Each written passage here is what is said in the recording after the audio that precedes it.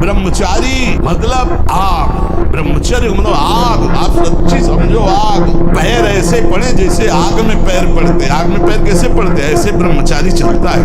क्या है? जैसे गिलहरी नहीं एकदम चिलचिलाती भागती, ऐसे ब्रह्मचर्य का जीवन होता है। मन लगे न लगे, राधा राधा कह रहे, राम राम कह रहे, कृष्ण कृष्ण कह रहे, शिव शिव कह रहे, परम आनंद मिलेगा। आप इसकी चिंता न करें। इसका प्रश्न खूब नाम जप करो, भगवद आश्रित रहो, माता पिता की सेवा करो। अभी नई अवस्था है, ब्रह्मचर्य पर दृष्टि रखो, गंदे आचरणों की वृत्ति वाले लोगों का संग न करो, दृश्य न देखो, वैसा बात न करो।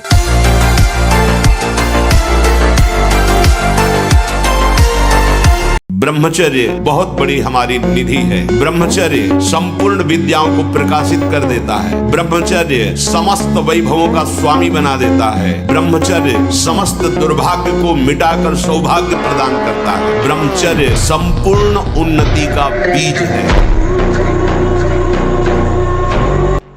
महाराज जी, ना चाहते हुए भी मेरा मन पराई माता बहनों पर दूषित दृष्टि।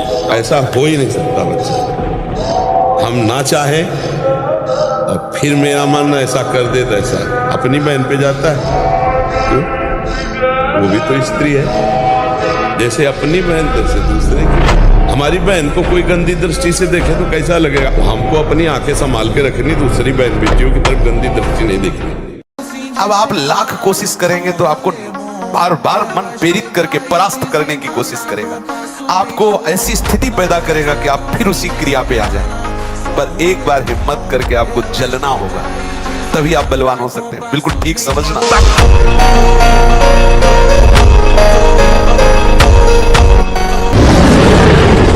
इसीलिए कहते हैं कि बच्चों को समझाइए कि जब तक पाणी ग्रहण न हो तब तक ब्रह्मचर्य पर ध्यान दें, तो उनकी योग्यता रहेगी संतानोत्पत्ति की। गृहस्थ में वो संयम से बर्ताव करते हुए अच्छे गृहस्थ बनेंगे।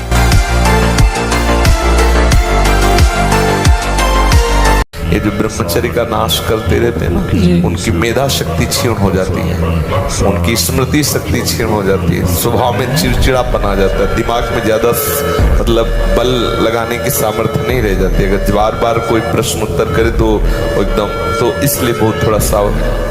भीषण महामारी की तरह फैला हुआ रोग है अंग्रेजी में, जिसे मास्टरबेशन। बालकों से लेकर के बड़े तक का ये संहार कर रहा है महामारी। इससे बढ़कर नाशकारी कोई रोग नहीं। आज शर्माया जाता है बातें अपने बच्चों से पूछने में। क्रियाएं कर रहे हो, तुम्हें शर्म नहीं आ रही? और उनका निवारण कैसे होना है, इस बात के सुनने और बोलने में तुम्हें शर्म आ रही है। कैसी मूर्खता छा रही है।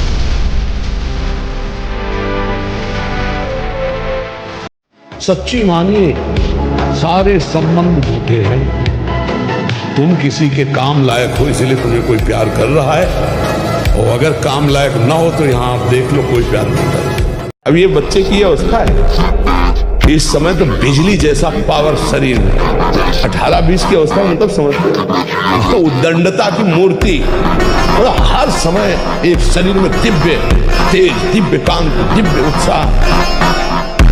अब आजकल के 15-18 वर्ष के ऐसे बच्चे कि अगर 4 सीढ़ी चढ़ के आए तो गांठों में ऐसे आदत।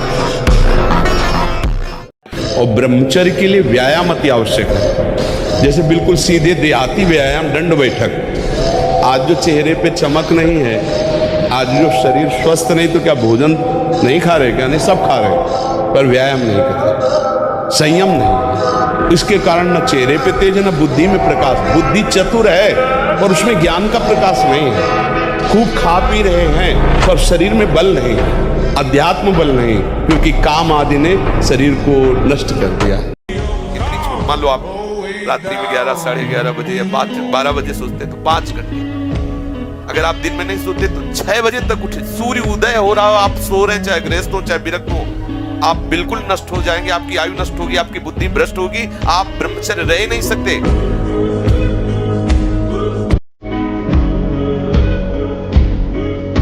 हम आपसे प्यार करते हैं।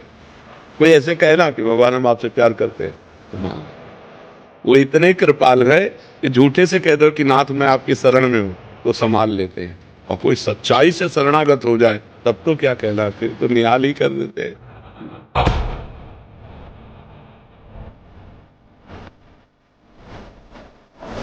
यदि आप सावधान नहीं रहे, हमारे इशारे को नहीं समझे, तो ना परमार्थ के लायक रहोगे ना व्यवहार के लायक रहोगे। जो नियम संयम का त्यागी और भ्रष्ट आचरण वाला होता है, उसकी कभी दिनचर्या एक जैसी हो ही नहीं सकती। वो किसी भी शास्त्र या गुरुदेव या संत की आज्ञा पर बहुत समय तक टिका रहे, ऐसा हो ही नहीं सकता। एक जैसी दिनचर्या और शास्त्र और गुरु आज्ञा पर चलने वाला वही उपासक होगा जो भ्रष्ट आचरण नहीं करता।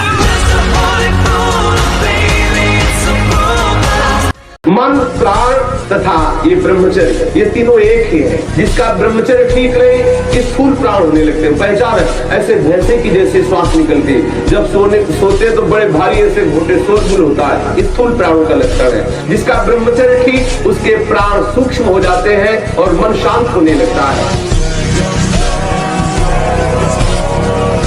भोजन के समय आपको पानी नहीं पीना है। यह अभ्यास आपकी दिनचर्या में बहुत बाधा पहुंचा देगा। यदि आप भोजन के साथ पानी पीते हैं, गैस बनना शुरू हो जाएगी, कब्ज बनना शुरू हो जाएगा, आप परेशान हो जाएंगे।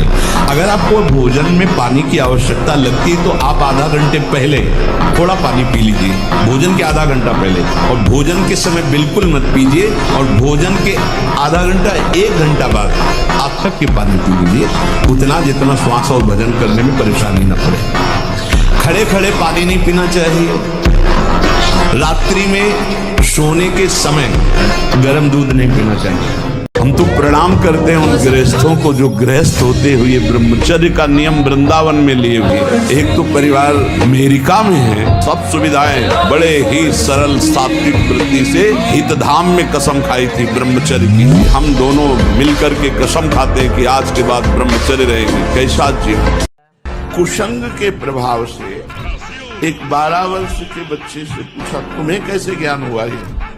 क्योंकि लक्षण दिखाई देते हैं, जैसे चेहरे में देखो तो एक दृष्टि होती है अपने लोगों का, जहां उस दृष्टि से देखो तहां पता चल जाता है ब्रह्मचारी है कि नहीं है। 3 चिन्ह तो एकदम स्पष्ट उसके दिखाई देते हैं, नाक से लेकर मस्तक तक स्पष्ट एक दृष्टि में पता चल जाता है कि ये स्त्री सहवास से है या हस्त क्रिया से है। बहुत बुरी दशा हो जाती है, ये बहुत बुरा रोग है। और ब्रह्मचर्य का जरूर ध्यान दो। आज व्यभिचार परायण हमारी जनता हो रही है, जिधर देखो व्यभिचार का बोलबाला है। गृहस्थ में है तो उचित ब्रह्मचर्य, और विरक्त में है तो पूर्ण ब्रह्मचर्य। ब्रह्मचर्य के बिना, ब्रह्मचर्य जीवन की नींव है। गर्लफ्रेंड, बॉयफ्रेंड, अस्तमैथुन, ये वो सब नष्ट किए दे रहे अपने आप को। ये क्या है, मनुष्य जीवन का उपहास कर रहे हो। बड़े भाग मानुष तन पावा नहीं है, इसलिए बात समझो। निराश होने के लिए मानव शरीर मिला, पशु है क्या? अरे हम भूखे रह के, कष्ट सह करके, दुख सह करके भी मुस्कुराएंगे। हमारे पास ज्ञान है, हमारे पास भगवान का बल है। ऐसे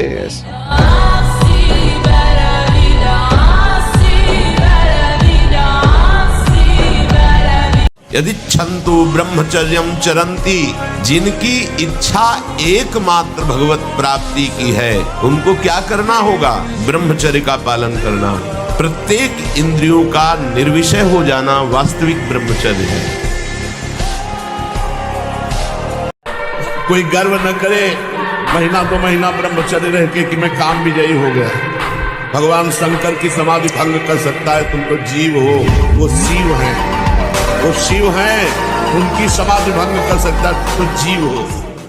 ब्रह्मचर्य का एक बहुत बड़ा प्रताप होता है, तो एकदम हर नस नाड़ी में एक अव्यक्त तेज रहता है, अव्यक्त उत्साह रहता है, ओज रहता है। कोई भी कार्य, जैसे परिक्रमा चला जाए, हाँ ये थोड़ी अगर हम किडनी फेलियर है, पर हमारा उत्साह इतना जोर का रहता है कि किसी कार्य में निगेटिव सोच है ही नहीं, पॉजिटिव तो हम आनंदित रहते। अब जैसे ये तो फेल हो गया तो हम पॉजिटिव हो, भगवान कोई न कोई रास्ता तो रखे होंगे ना। अब हम चिंतित नहीं हो गए अब क्या होगा, हाय क्या होगा, वही होगा तो मंगल विधान। ये घी, रबड़ी, रसगुल्ला, दूध और ये बादाम, पिस्ता गृहस्थों के लिए बने, भगवत मार्ग के पथिकों के लिए नहीं। उनके लिए नाम रूपी बल और ब्रह्मचर्य का महान ताकत, एक अद्भुत बल, एक अद्भुत उत्साह, एक अद्भुत तेज बना रहता। बादाम में थोड़ी है, हलवा में थोड़ी है।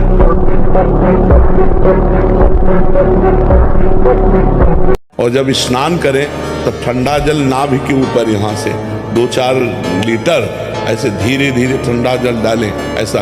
और जब लघुशंका जाए तो आधा लीटर ठंडा जल से गुप्तेंद्रिय कोष को तो धीरे धीरे वीर पुष्ट होने लगे तो है घर्षण कभी न करे।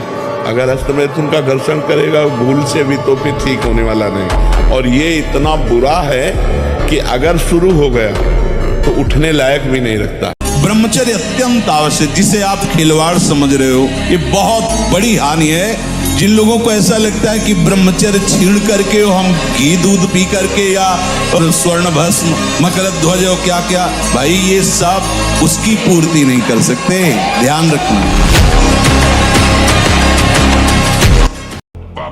अब ये खान पान ठीक नहीं, आचरण ठीक नहीं, पवित्र नहीं हो, एक किसान भी खेती को सुरक्षित और तैयार करता है तो उसमें अच्छी फसल होती है। तुमने ब्रह्मचर्य को जाना ही नहीं कि बहुत हानि हो जाएगी। संयम से चलोगे तो आगे। संयम एक बहुत बड़ा पावर है।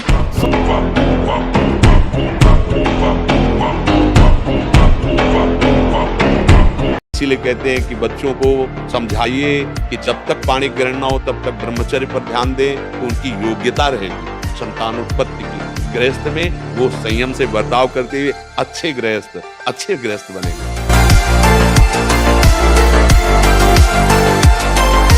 भगवान ही मेरा उद्धार करेंगे।